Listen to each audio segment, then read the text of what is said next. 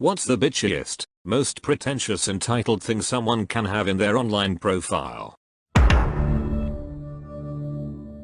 Always the smartest person in the room. Then you're in some pretty fracking dense rooms, aren't you? You numpty. If you think you're the smartest person in the room, you are either mistaken, or you're in the wrong room. Probably won't swipe right on you. I don't message first. Same with no. Insert visually identifiable group here. Like, the only purpose those comments serve is to insult people.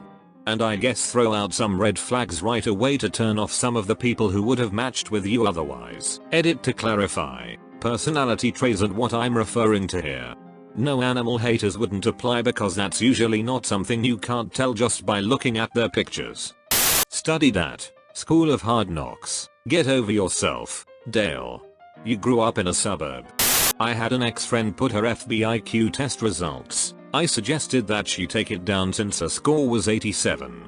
If you can't handle me at my worst, you don't deserve me at my best. Freck your worst, and freck your best, too. I read this as I'm an abusive freck and totally unapologetic about it. No thanks. What bugs me most about this is that I think the sentiment comes from a good place. Long-term relationships require being there for each other during rough times. You'll get unexpectedly laid off. You'll be injured. You'll lose loved ones.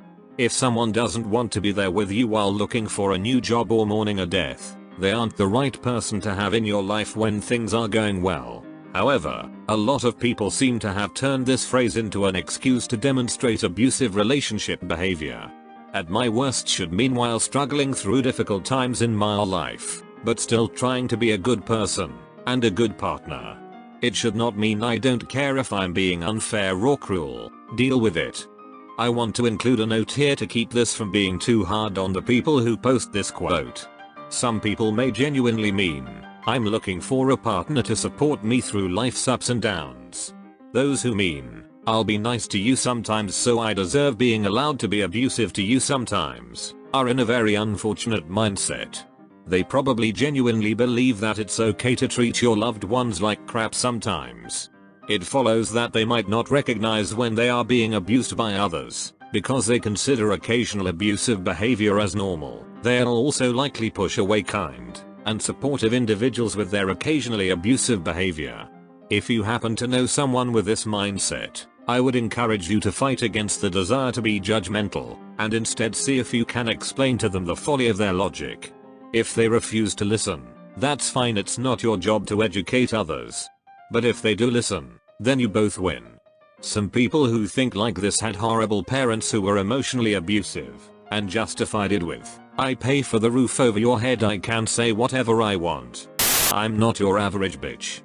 I don't speak broke sorry, comes from people who literally spend their parents' money. I probably don't like you. This one makes me want to die every time I see it. You probably don't like me? Wow, how quirky you are.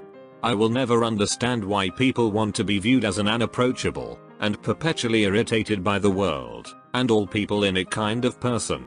Outspoken, opinionated, and I make no apologies for it.